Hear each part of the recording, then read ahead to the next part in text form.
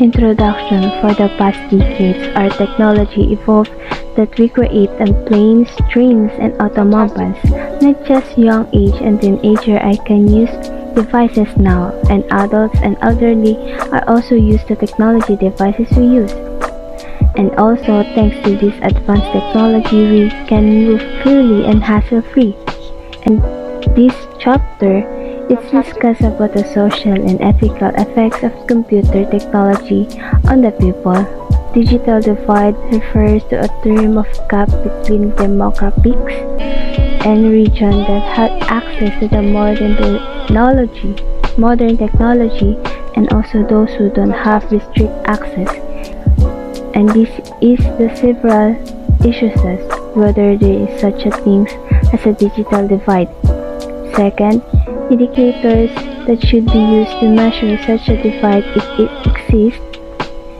And lastly, the best way to cause such a divide is a discrepancy in access to information technology. Access, critical component in the digital divide.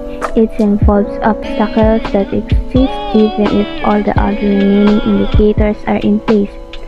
The obstacles are grouped into categories: geography, income, ethnicity, age, education, race, and socio-economic class. According to the UN Human Development Report of 2011, mobile technology have improved this situation greatly in these last few years.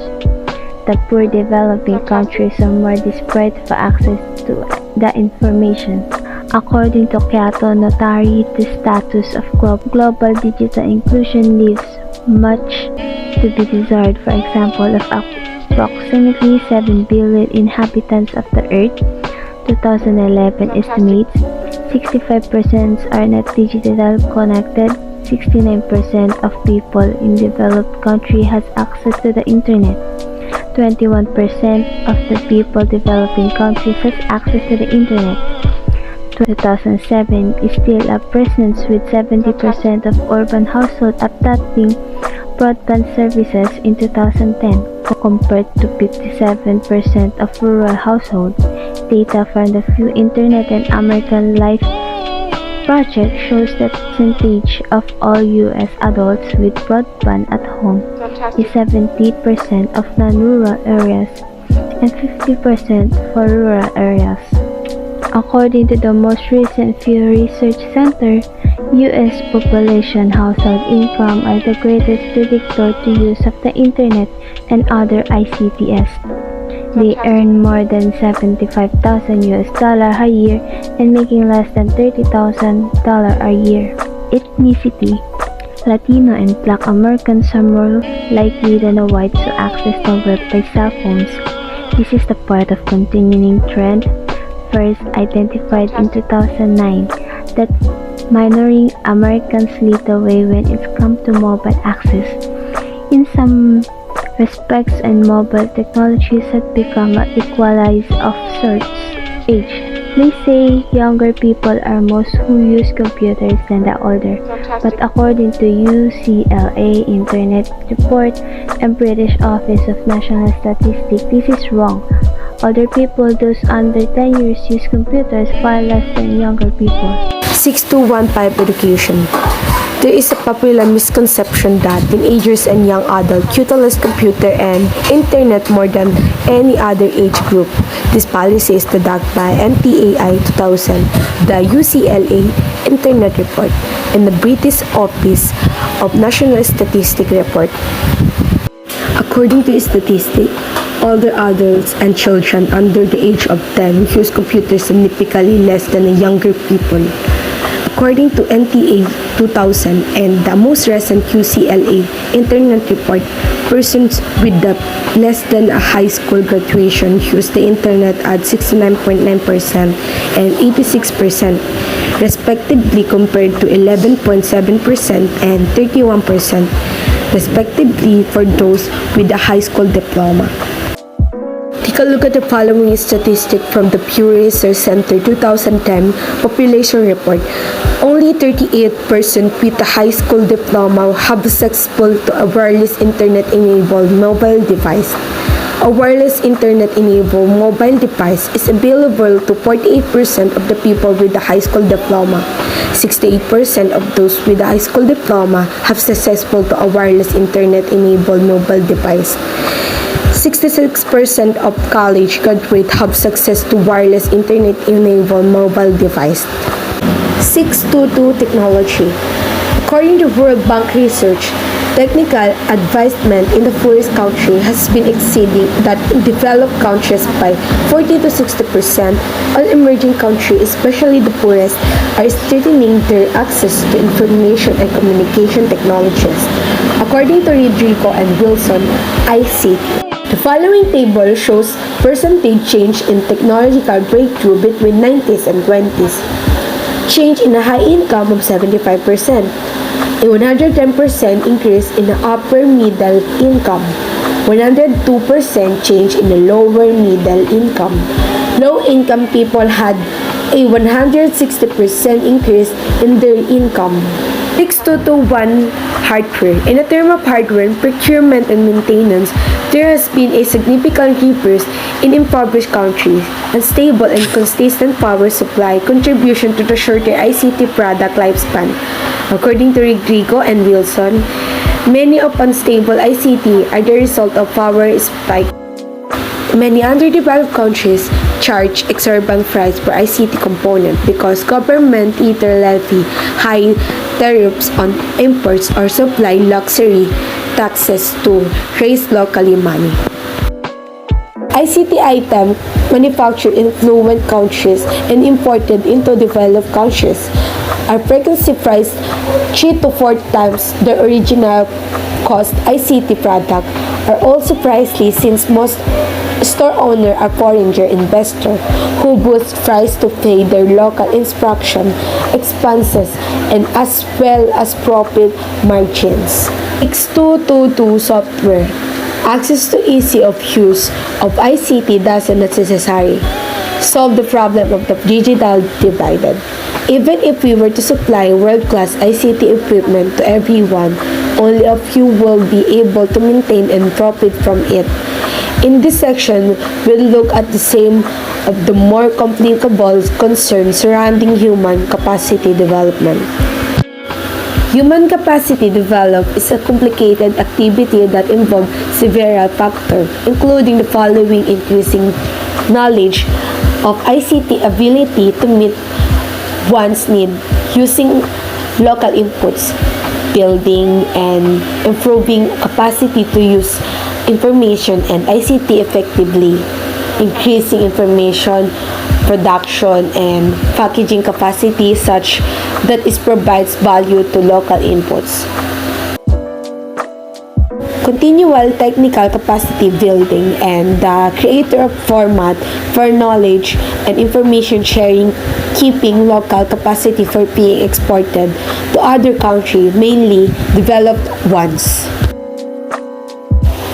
622 Humanware. We were supposed to provide first-class service to everyone on the planet.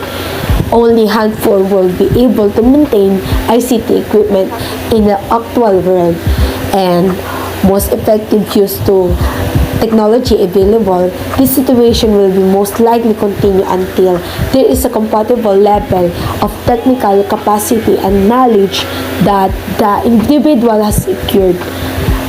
Person who wish to employ the technologies in their order to keep the equipment in good working order and generate high value outcomes.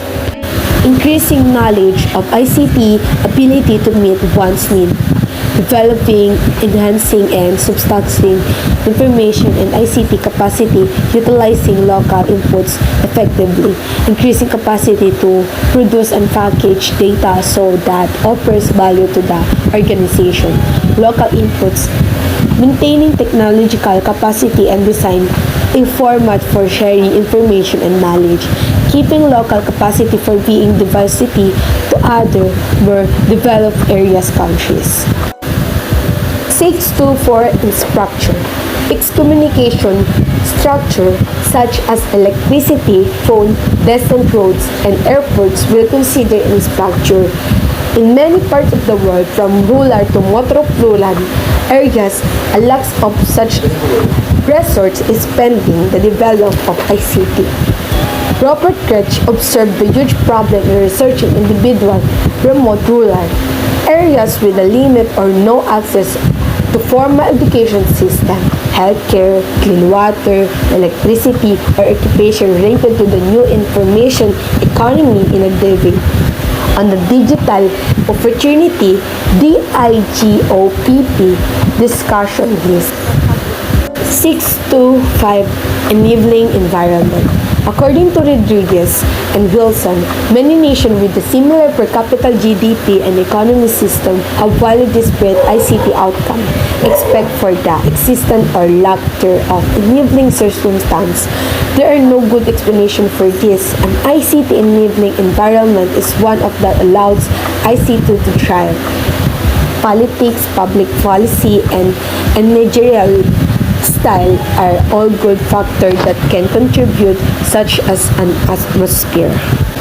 6251 Politics. ICT thrives in a health political climate, according to Rodriguez and Wilson, which ensure ICT adaptation requires a climate of democratic rights and human liberty, poetry rights, security, and respect for the rule of law, investment in human capacity, low level of government distraction. 252 Public policy and management styles. Government must implement and streamline regulator protection for the implementing and licensing of ICT technology. According to the report, many development countries have ICT-related laws and policies on the books that aren't being allowed. Now, competitive policies such as a telecommunication and energy sector liberation must be established. Listening organization must be effective and well extracted. 6. Obstacle to overcome the digital divided. In order to close the digital divided, a lot of effort and planning is needed to address the following forms of access. Individual must be able to gain physical access to computer, landline, and network in order to access the internet.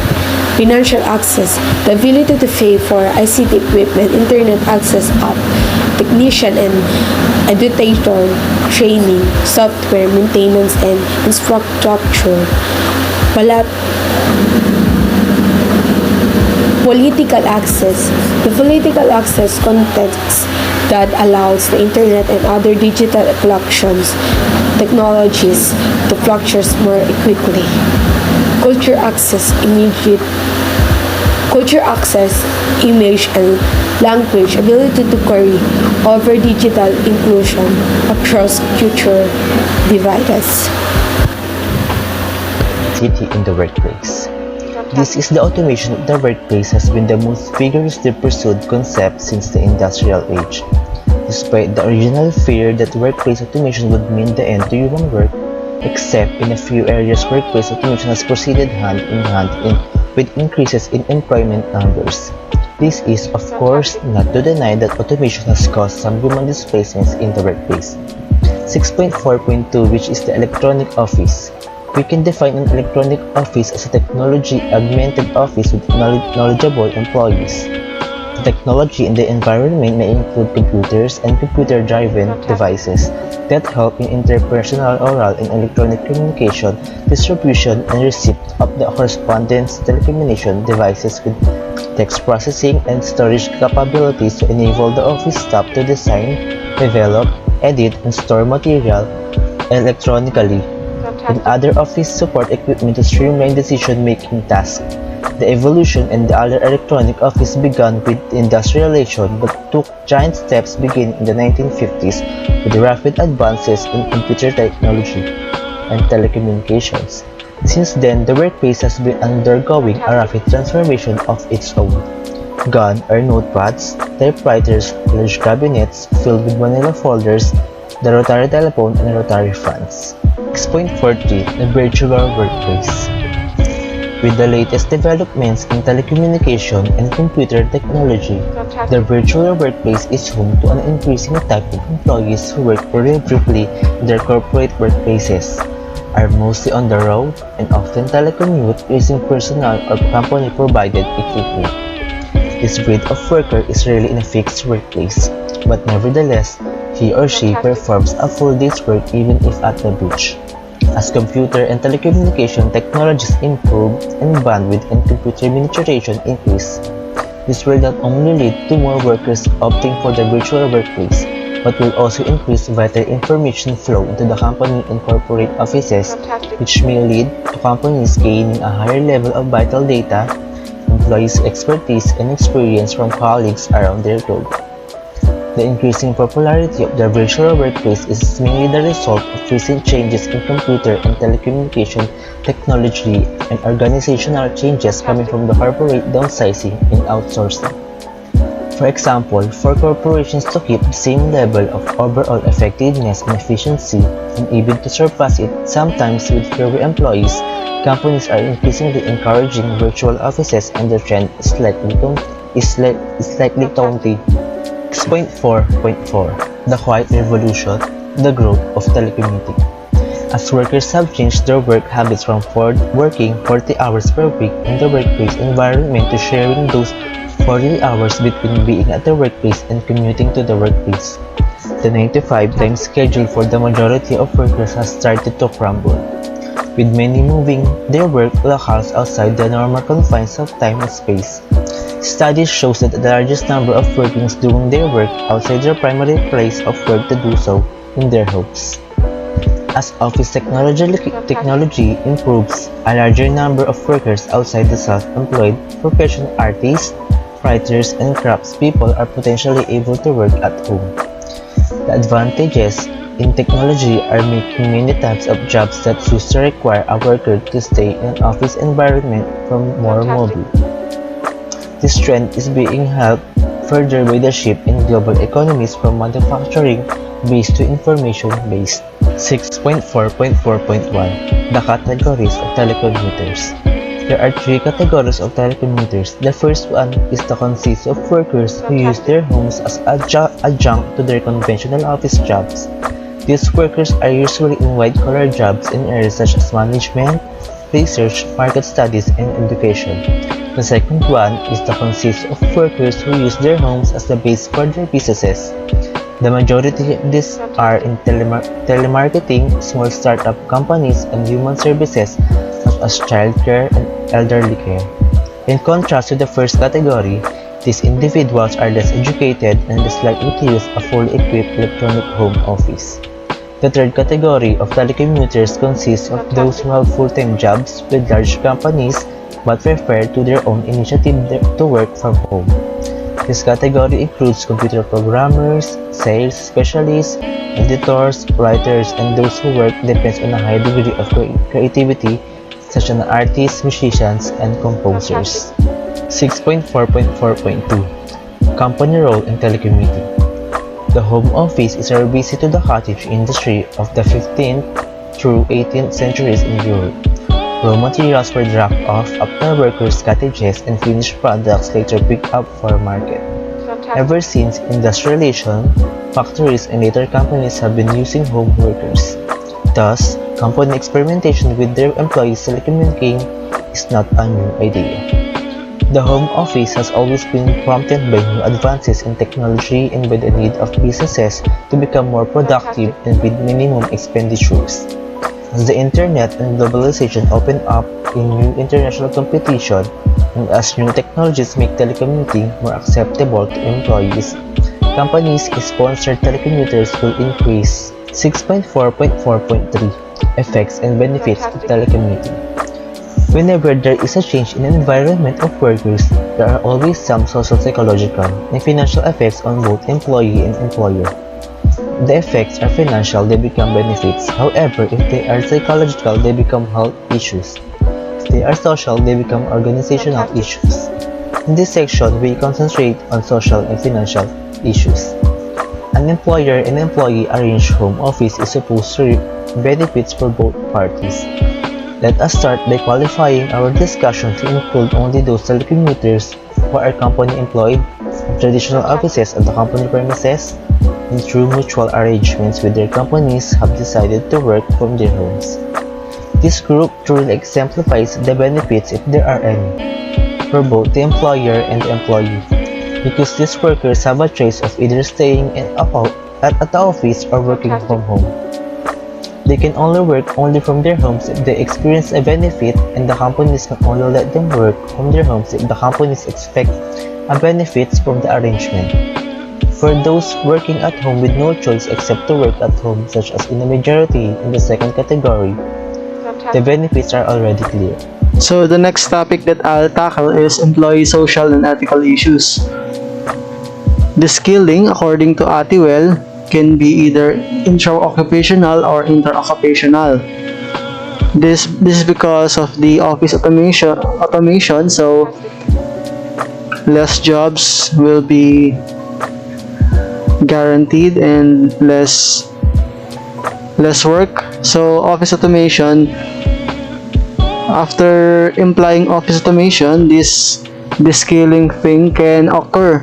So these are the employee social and ethical issues. So the scaling is the example of that. So inter-occupational, in which the skill or content of the job decreases over time, and inter-occupational, in which very few people gain the skills needed for the job. So it is a two sides of class of occupational. It can be intra or inter. According to James Driscoll, expressed the fear of de-skilling in a more sarcastic way by saying that the office of the future would lead people into roles, bosses and garbage collectors. So according to them, if the office automation still happens, people will be bosses and garbage collectors. But we will see for the future reports if that will happen. So several factors such as the following have prevented this from happening. So these are the factors that prevented the theory, these bosses and garbage collectors, the scaling thing, inter-occupational and intra-occupational. These are the factors that prevented the willingness of employee to retrain and use the newly acquired technology.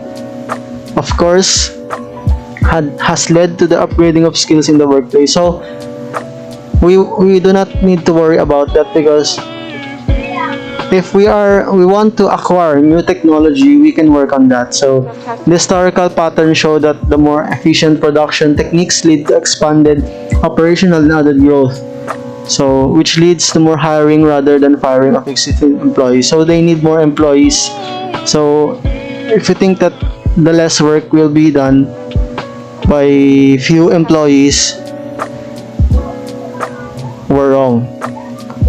In anticipation of automation, more employees are usually hired to cope with the new technology and to handle expanded work capacity. So the new automation, the new technology, is expanded the work capacity. So next is employee monitoring. So after the ethical issues before, so that's the issues, the scaling thing. So there are the factors that prevented that to happen. So the next is employee monitoring. This is the monitoring that implies on the employee before. So styles in management have been changing with shift in economy since the dawn of Industrial Revolution. So they have theory X and theory Y and another theory. So this theory X, with all trappings of the industrial era, was characterized by autocratic style of management, in which manager, literally from the top floor, commanded the activities of the factory workers on the factory floor with almost omniscient and demeaning power. So from this theory X, he would like implementing the work. It's like boss. So, and the new management style started to evolve that became known as Theory Y. Theory Y put more faith and empowerment in the hands of employees. So, the next theory is more on the employees' work, not on the bosses. The style was hierarchical hierarchical, with the employee ranks broken down into the small semi-independent units. Each unit has headed by a supervisor. So imagine before we have boss that implements the job, that assign the work. Then after that, they evolved that they have each unit, like a police sectors, they have unit and they have supervisors. So the next is differing from theories X and Y, which have achieved worker control to autocratic and supervisory unit means peer management use both worker surveillance and control as enforcement means. So they use the worker surveillance and control as enforcement means. So they put together the theories X and Y after the theory Y. Fear is transmitted to workers through the policies as downsizing, contingent workforce, and outsourcing. So that's the three kinds of management: the theory X and the theory Y, then the fusion of X and Y. So workplace, privacy and surveillance. So the electronic office or workplace has provided management with a bonanza of new possibilities for monitoring employees. Ever since the Industrial Revolution, workers have been monitored for performance evaluation. Monitoring has also been employed to control employees and impose discipline in the workplace. But before, the advent of surveillance gadget, workplace monitoring was done through human eyes. So before, the working monitoring, from the theory X, they use the higher position. Next is the theory Y, which they use supervisors on each unit. And the next one is the evolve, which is the fusion of the two theory X and Y. So this is new because the workplace privacy and surveillance has been changed. So there are gadgets that now monitor the workplace. Because before, human eyes is the only workplace and surveillance for this kind of works. So Adler cite a case that further scaled the employee privacy issue. An employer was requested by a court to provide an employee records. In such a case, that employee may not have any legal rights regarding the information the employer has. If the employer refuses the request, the employer can be cited for contempt of court. But if the employer obliges, he or she may be charged with violating the employee's privacy rights. So this is the kind of surveillance work after the working surveillance on theory X and theory Y. They use monitoring, they use courts, they use the payroll system like that, because we call it payroll system now, but I don't know before, because they records all your works on a gadget. So if an employer wants to request or the court request, they need to provide, and if they did not provide, they can be charged with violating the employee's privacy. So after, through human eyes surveillance, we cope up with the gadgets so that it is easier and more convenient. So next is electronic monitoring. So this one is the after the surveillance of the few gadgets. So this is more on electronics monitoring. Generally, the monitoring of employees using electronic devices such as video cameras, computer equipment, audio devices. So this is what I'm talking about. After the old-fashioned monitoring, they use cameras, computer equipment, and audio devices, because every year or every time we produce, and through the globalization, the gadgets are usually making qualities products. So yeah. In most cases, it measures the quality and usually the quantity of work and the ability and effectiveness of the worker. So before, as I'm saying, they're using human eyes surveillance and then the records. Then now, the computer equipments, audio devices, and other.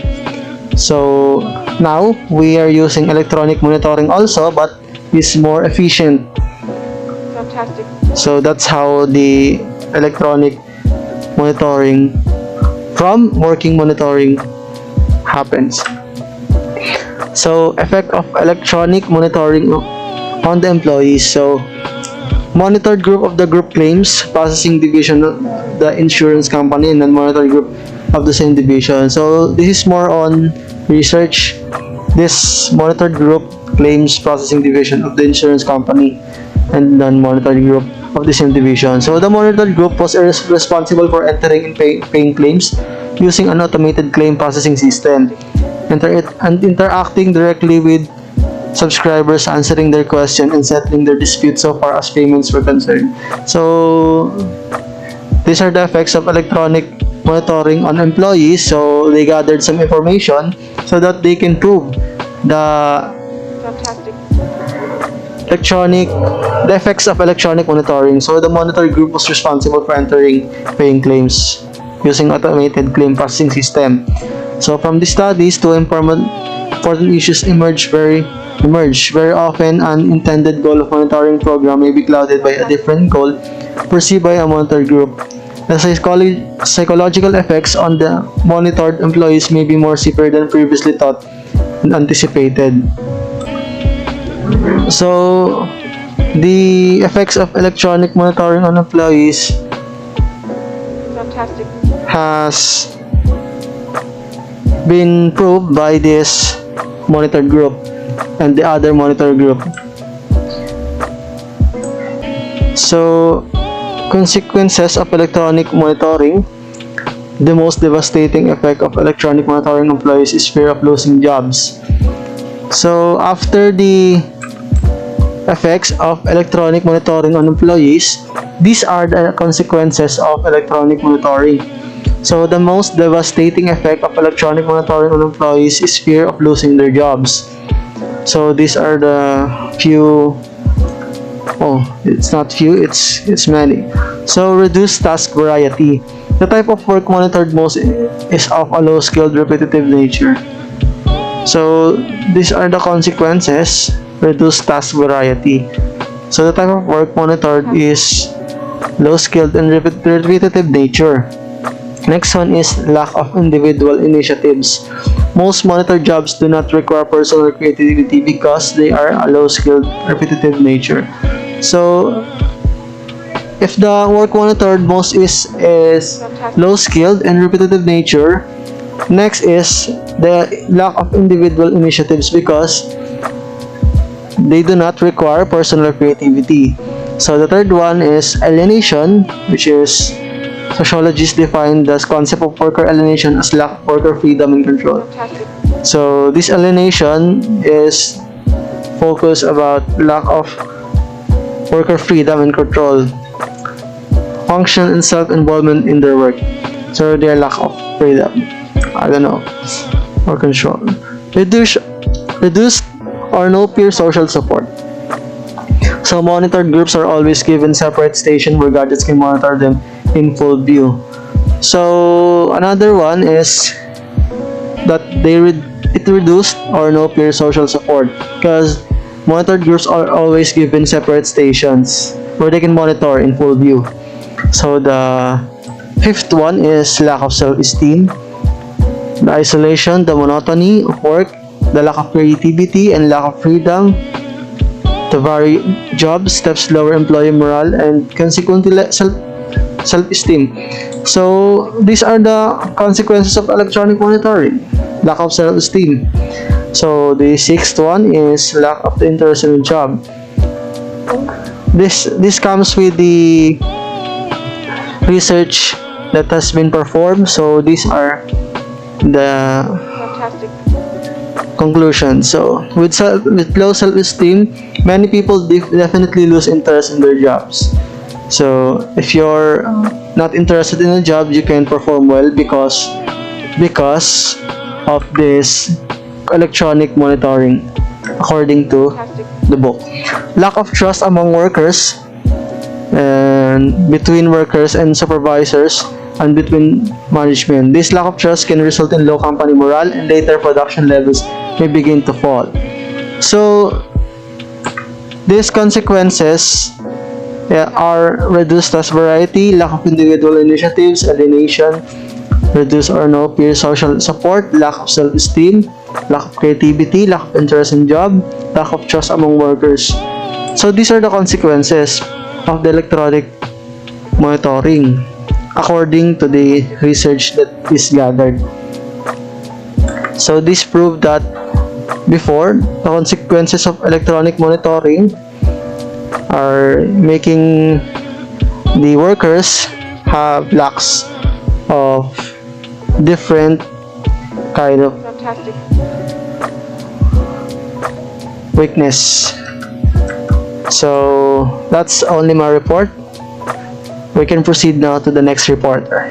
6.6 Employees' Health and Productivity Workplace. Productivity of works depends on the quality of their physical and mental state. Employees have always striving to make their works happy and healthy and productivity. There is now a movement to improve employees' work environment as companies start to add facilities such as gyms, cafeteria, daycare center, the workers' facility for their employees. 6.6 Ergonomics. Ergonomics is an applied science concerned with designing a human machine interaction that offer and maintain a safe, comfortable, and healthy and habitable work environment with increasing motivation of the workplace. Our independence on machine is on the rise and the field economy is correspondingly expanding. 6.6.11 Repetitive strain injuries. RSI is a set of work-related musculoskeletal disorder caused by repeated and prolonged body movement, resulting in damage to the fibrous and soft body tissue, including tendons, nerves, and muscle. RSI is a disease, is not new. It has been affecting people performing repetitive motion such as cashier, musician, assembly, and data entry workers.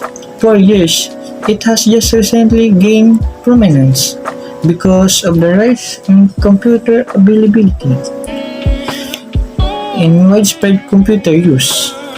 6.6.12 Stress.